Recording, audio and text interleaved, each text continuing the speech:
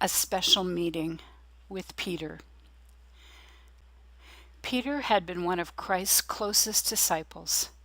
A cocky Peter had boldly boasted that he would never allow Jesus to be handed over and killed. No, he would die instead of Jesus if he had to. Then came the test, and Peter had collapsed like a house of cards. He cried so hard that he thought his heart would break. He had acted like a coward. He was no longer worthy to be part of the disciples or a close friend to Jesus. But Luke records in his gospel that after the resurrection, Jesus met with Peter. There is no record of what is spoken at that meeting, but when the two disciples from Emmaus proclaimed that Jesus was alive, the other disciples were able to say that they already knew, because Jesus had met with Peter. We can only assume at this private meeting that Jesus had extended his grace and forgiveness to Peter. A relieved Peter probably accepted his forgiveness, but never thought he could again be used by the Lord. But now, he and the other disciples had received a strange message from some of the women disciples. They had seen an angel in the tomb where Jesus had been laid to rest.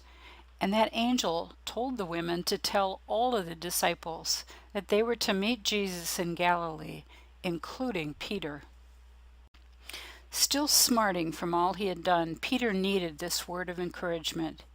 He needed to feel like he was still in the family. He loved Jesus and so wanted to be back on the team as his disciple. While they were waiting for Jesus to come, Peter decided to go fishing, and 6 other disciples joined him. They had caught nothing all night, but as it was getting light, they suddenly heard a voice from the shore telling them to throw their net on the other side of the boat. The fish flowed into that net so fast that the net started to break. John, who was the most spiritually perceptive amongst them, realized it was the Lord and said so. With that announcement, Peter was in the water swimming to Jesus. He had run away once, but never again. Jesus was ahead of the disciples on the shore, preparing them a breakfast of bread and fish. And while they were all on the beach eating, Jesus addressed Peter in front of everyone. Let's listen in to this private yet public engagement. After they had eaten, Jesus said to Simon Peter, "Simon, son of John, do you love me more than these others do?"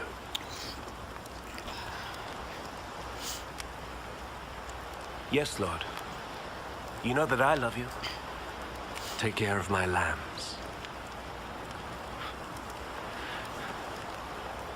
A second time, Jesus said to him, "Simon, son of John, do you love me?" "Yes, Lord. You know that I love you." "Take care of my sheep." A third time, Jesus said, "Simon, son of John, do you love me?"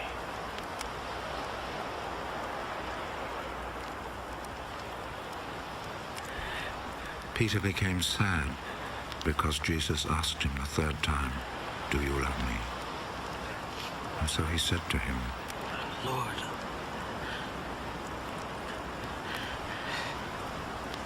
you know everything.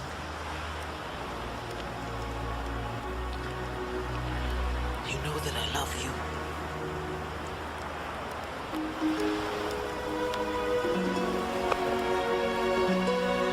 "Take care of my sheep."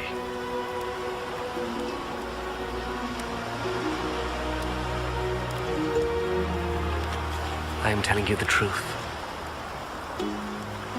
When you were young, you used to get ready and go anywhere you wanted to.